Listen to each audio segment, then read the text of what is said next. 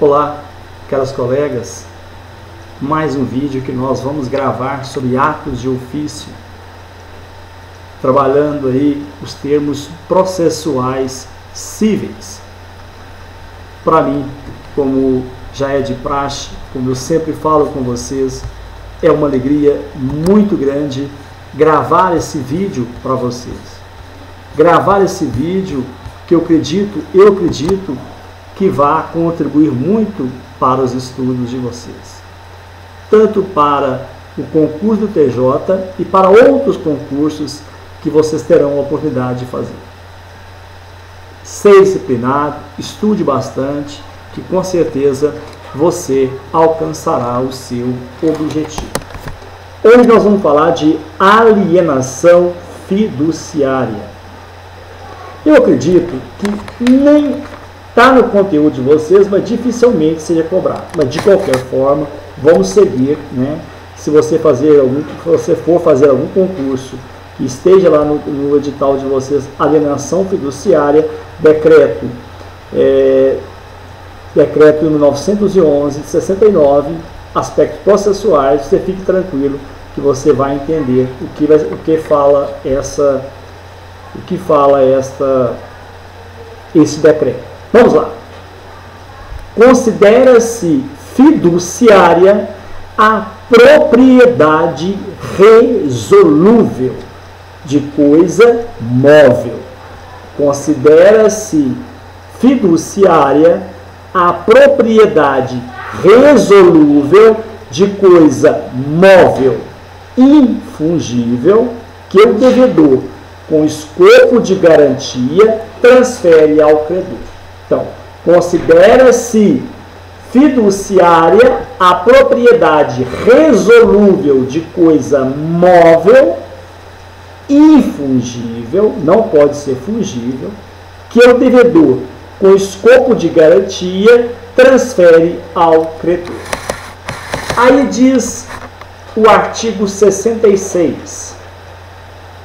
A alienação fiduciária em garantia transfere ao credor o domínio resolúvel e a posse indireta da coisa móvel alienada, independentemente da tradição da entrega efetiva do bem, tornando-se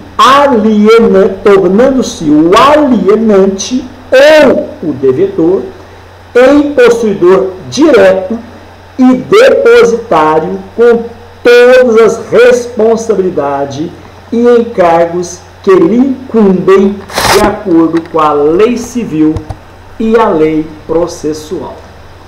A alienação fiduciária, nós podemos conceituá-la espécie de negócio fiduciário, aqueles nos quais há uma transmissão de coisas ou direitos que economicamente não têm em vista qualquer alteração no patrimônio do adquirente, mas que se destina a outros fins. Então, a alienação fiduciária em garantia podemos conceituar como espécie dos negócios fiduciários. Vamos lá. Aqueles nos quais há uma transmissão de coisas ou direitos que economicamente não tem em vista qualquer alteração no patrimônio do adquirente, mas se destina a outros fins.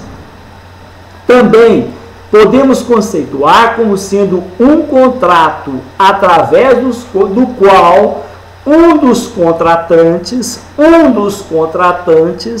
transfere um bem para o outro contratante sob a condição de lhe ser restituído o bem após o pagamento de dívida mútua.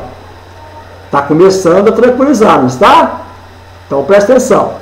É um contrato através do qual um dos contratantes transfere um bem para o outro contratante sob a condição de lhe ser restituído o bem após o pagamento de dívida mútua.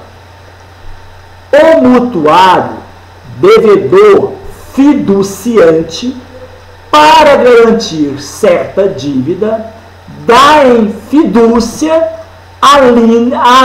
aliena ao mutuante credor fiduciário a propriedade de um bem de seu patrimônio. A alienação é em confiança para caucionar uma dívida. Quem recebe o bem torna-se nu proprietário. Adquire o domínio resolúvel. Adquire domínio resolúvel. Por quê? Nós falamos que transfere o bem para o outro contratante sob a condição de lhe ser restituído o bem após o pagamento de dívida de mútuo. Muito bem. O credor fica com a posse indireta da coisa, o devedor fica com a posse direta e como depositário do bem. Feito o pagamento da dívida, resolve-se o domínio em favor do fiduciante. É muito utilizado para financiamento, mas nada impede que o objeto seja um bem do devedor. Diz o artigo 66B da Lei 4.708/65. O contrato de alienação fiduciária celebrado no âmbito do mercado financeiro e de capitais, bem como em garantia de créditos fiscais e previdenciários, deverá conter, além dos requisitos definidos na Lei 10.406 de janeiro de 2002, o Código Civil, a taxa de juros, a cláusula penal, o índice de atualização monetária, se houver, e demais comissões e encargos. Vamos lá para o artigo 66, a parágrafo 1º. A alienação fiduciária somente se prova por escrito. Somente se prova por escrito. E seu instrumento público ou particular, qualquer que seja o seu valor, será obrigatoriamente arquivado por cópia ou microfilme no registro de títulos e documentos do domicílio do credor. Do domicílio do credor, sob pena de não valer contra terceiros. E conterá, além de outros dados, o seguinte: a alienação fiduciária conterá, além de outro dado, o seguinte: o total da dívida e a sua ou sua estimativa, o local e a data do pagamento, a taxa de juros, as comissões cuja cobrança for permitida e, eventualmente, a cláusula penal e a estipulação de correção monetária com indicação de índices aplicáveis. A descrição do bem objeto da alienação fiduciária e os elementos indispensáveis à sua identificação. Colegas, em relação a bens móveis, há discussão na doutrina e jurisprudência acerca de ser esse tipo de contrato negócio exclusivo de instituição financeira. Isso se deve ao fato de que o contrato foi introduzido na legislação pátria através de norma voltada especificamente ao mercado de capitais. Diz o parágrafo 2º do artigo 66 da lei do Decreto-Lei 911, alienação fiduciária. Se na data do instrumento de alienação fiduciária o devedor ainda não for proprietário da coisa objeto do contrato, o domínio fiduciário desta se transferirá ao credor no momento da aquisição da propriedade pelo devedor, independentemente de qualquer formalidade posterior. Preste atenção. Se na data do instrumento da alienação fiduciária o devedor ainda não for proprietário da coisa objeto do contrato, o domínio fiduciário desta propriedade se transferirá ao credor no momento da aquisição pelo devedor, independentemente de qualquer formalidade posterior. Parágrafo 3º do 66. Se a coisa alienada em garantia não se identifica por números, marcas e sinais indicados no instrumento de alienação fiduciária, cabe ao proprietário fiduciário o ônus da prova contra terceiros da identidade dos bens do seu domínio que se encontram em poder do devedor. Parágrafo 4º. Se no caso de inadimplemento da obrigação garantida, o proprietário fiduciário, no caso de inadimplemento da obrigação garantida, o proprietário fiduciário pode vender a coisa a terceiros e aplicar preço da venda no pagamento de seu crédito e das despesas decorrentes da cobrança, entregando ao devedor o saldo porventura apurado, se houver. Preste atenção. No caso de inadimplemento do devedor, o proprietário fiduciário está ali com o bem. Ele pode vender aquele bem a terceiro e aplicar o preço da venda no pagamento do seu crédito e das despesas decorrentes da cobrança, entregando ao devedor o saldo, se porventura apurado, se houver. Parágrafo 5º. Se o preço da venda da coisa não bastar para pagar o crédito do proprietário fiduciário e despesas, na forma do parágrafo anterior, o devedor continuará pessoalmente obrigado a pagar o saldo devedor apurado. Vendeu o bem, o proprietário fiduciário vendeu o bem e não conseguiu ainda quitar o crédito que tinha com o devedor fica pessoalmente obrigado a pagar o saldo devedor apurado. É nula a cláusula, presta atenção, que autoriza o proprietário fiduciário a ficar com a coisa alienada em garantia, se a dívida não for paga no seu vencimento. Não pode haver essa cláusula. A cláusula é o seguinte: o proprietário fiduciário deve ficar com o bem caso não seja quitado o seu crédito que tem com o devedor. Está claro?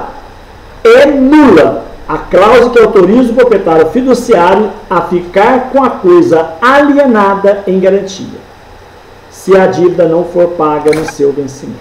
Ele não pode haver essa cláusula. Parágrafo 8º. O devedor que alienar ou der em garantia a terceiro coisa que já alienara fiduciariamente em garantia, ficará sujeito à pena prevista no artigo 171, parágrafo 2º, inciso 1 do Código Penal. Responderá penalmente por essa alienação. Parágrafo 10. A alienação fiduciária em garantia do veículo automotor deverá, para fins probatórios, constar do certificado de registro a que se refere o artigo 52 do Código Nacional de Trânsito. No caso de inadimplemento ou mora, diz o parágrafo 2º do Decreto-Lei 911.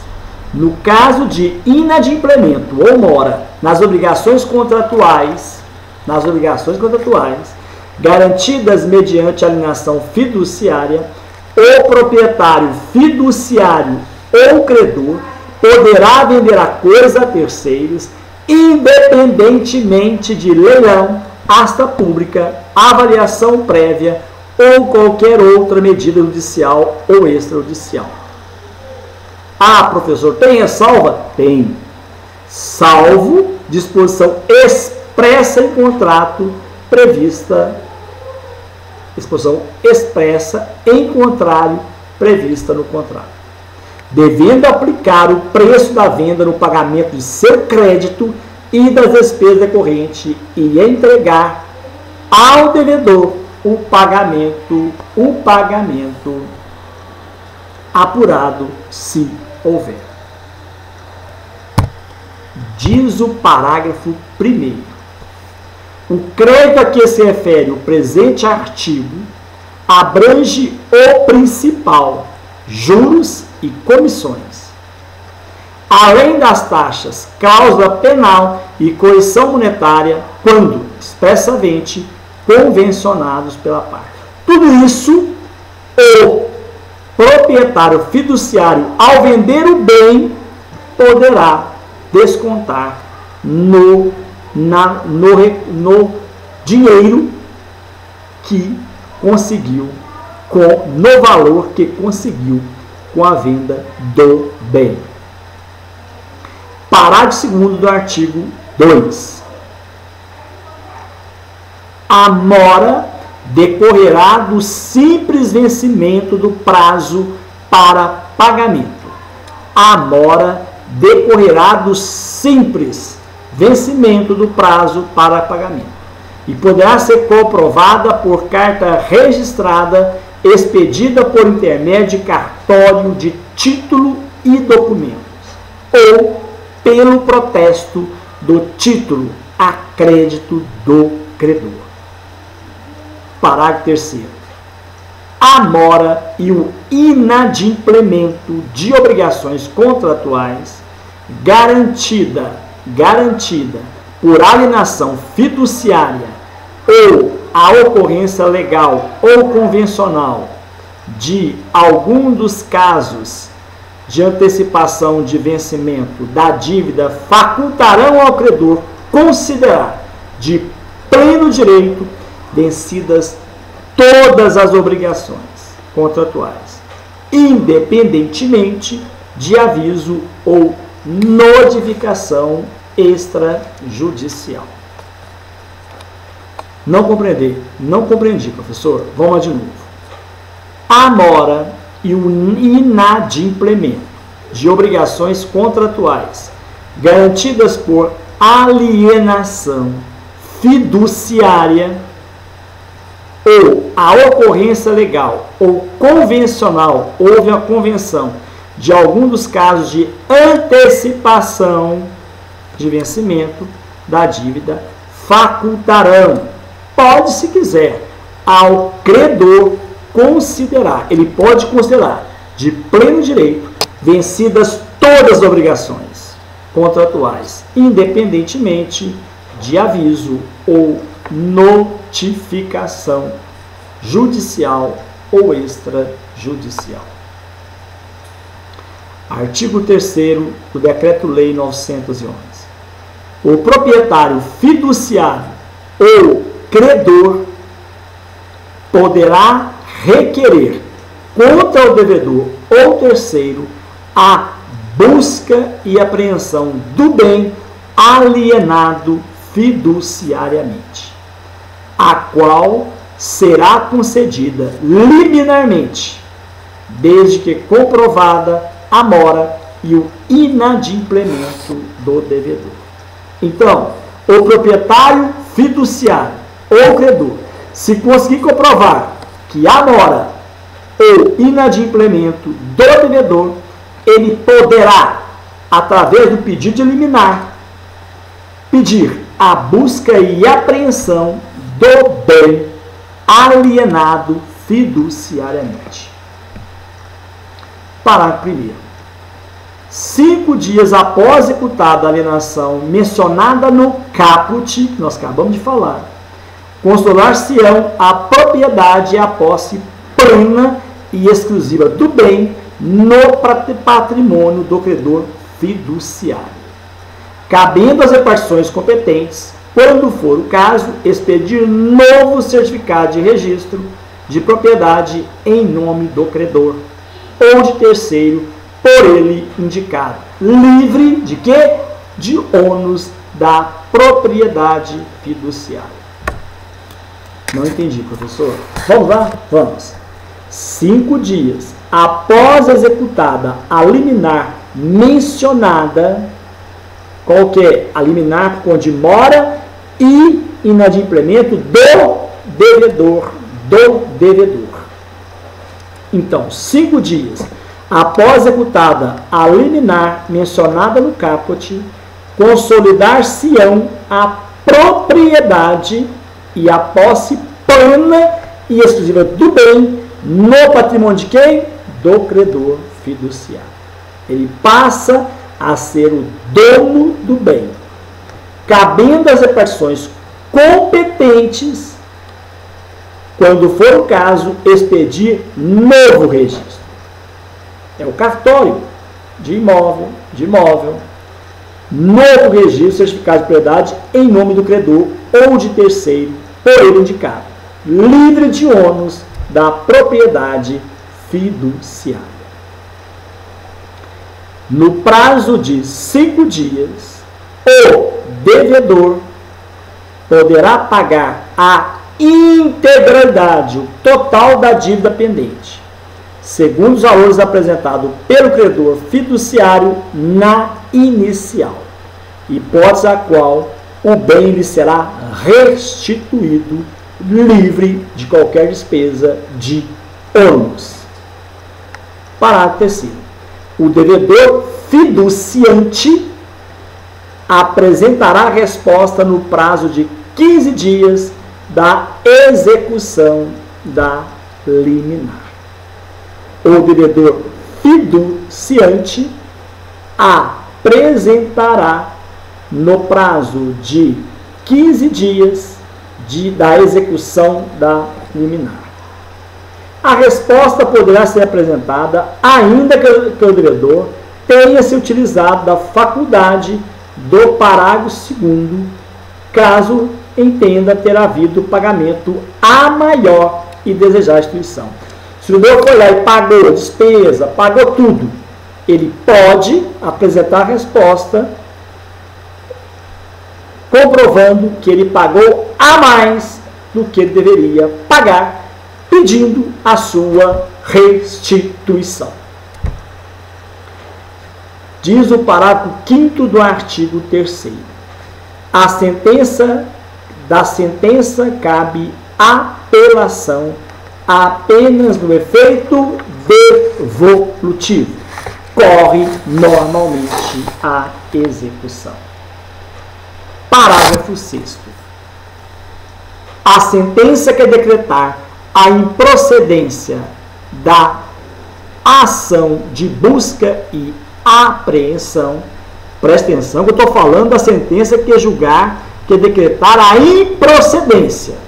O juiz condenará o credor fiduciário ao pagamento de multa em favor do devedor fiduciante.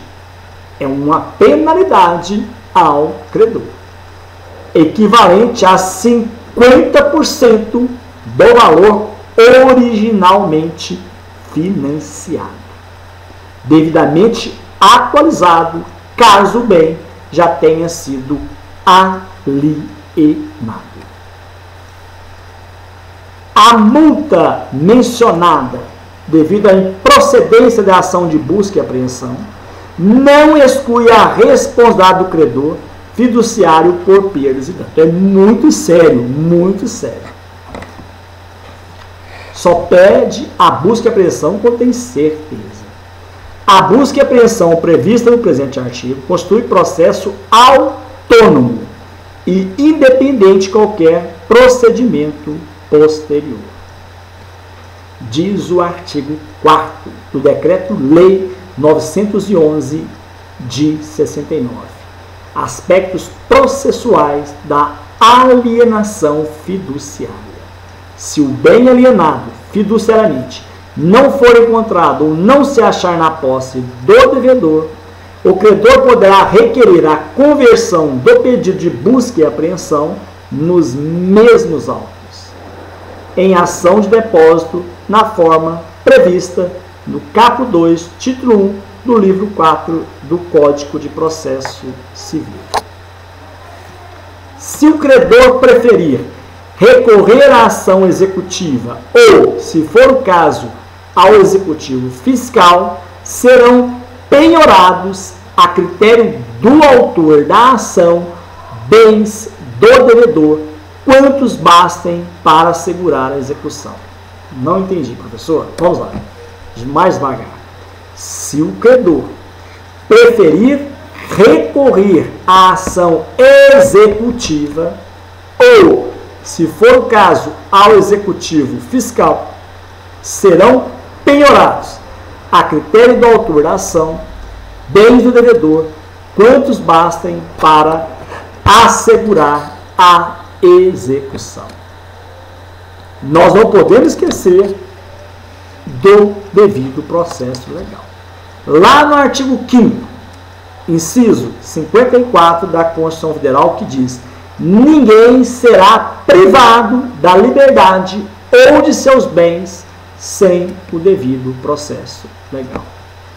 Nos contratos de compra e venda de móveis ou imóveis mediante pagamento em prestação, bem como nas alienações fiduciárias em garantia, consideram-se nulas de pleno direito as cláusulas que estabeleçam a perda total das prestações pagas em benefício do credor, que, em razão do inadimplemento, pleitear a resolução do contrato e a retomada do produto alienado. Colegas, diz o parágrafo 2º do artigo 2. A mora decorrerá do simples vencimento. A mora decorrerá do simples vencimento. Não esqueçam isso. A mora decorrerá do simples vencimento. Vamos lá. Continuando. O artigo 4º, ratificando para vocês. Se o bem alienado fiduciariamente não for encontrado ou não se achar na posse do devedor, o credor poderá requerer a conversão do pedido de busca e apreensão nos mesmos autos em ação de depósito. É assente a jurisprudência no sentido de que é cabível a prisão civil do depositário infiel nas hipóteses de contrato de depósito típico, não se estendendo, entretanto, essa permissão legal aos devedores que possuem débito calcado em contrato de ação fiduciária. Isso é um julgado de 2008, tem que ser repensado. Tá certo? Vamos lá. A alienação fiduciária regulada é um negócio pela lei 9.514, é um negócio jurídico pelo qual o devedor ou fiduciante, com escopo de garantia, contrata a transferência ao credor ou ao fiduciário da propriedade resolúvel de coisa imóvel. Aí já é a Lei 9.514. Muito bem. Colegas, sobre a alienação fiduciária,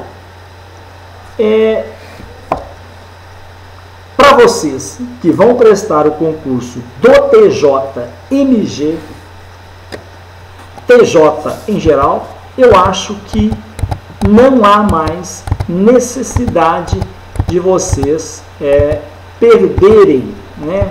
Na verdade, seria bom fazer uma leitura toda a lei, mas não tem necessidade. Eu acho que é isso que é necessário para o sucesso de vocês, nas provas.